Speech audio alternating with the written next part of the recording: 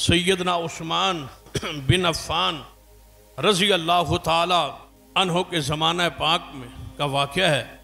और इमाम मोहम्मद बिन सिरीन रहमहुल्लाह इस वाक़े को नक़ल फरमाते हैं कि सैयदना उस्मान रज़ी अल्लाह ज़माना खिलाफत था।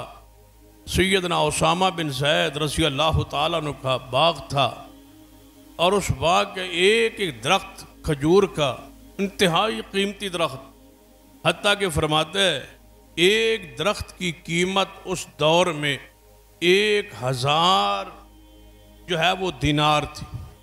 1000 दिनार फलदार खजूर के दरख्त की कीमत पहुंच गई। तो सैयदना उसामा बिन ज़ैद रज़ी अल्लाह ताला खजूर का एक दरख्त काटा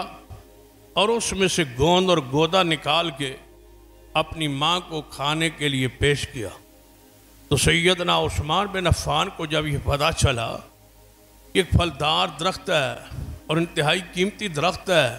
और 1000 दिनार उसकी कीमत है और सैयदना उसामा बिन ज़ैद रज़ी अल्लाह ताला अन्हु ने वो दरख्त को काटा है और उसमें से गोदा वो खाने के लिए घर ले गए है, इसकी वजह क्या हो सकती? उसामा तो इंतहाई समझदार शख्स है कि दरख्त को बग़ैर किसी वजह के, इतनी कीमती दरख्त को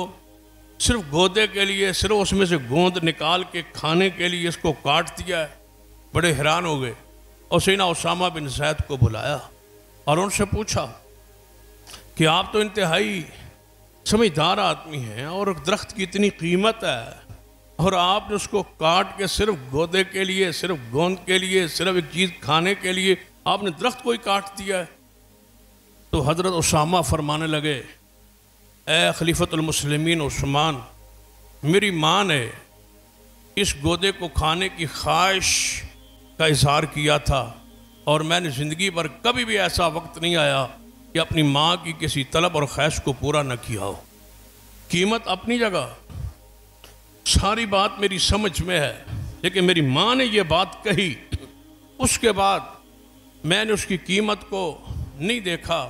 मैंने अपनी माँ की ख्वाहिश और चाहत को पूरा किया है।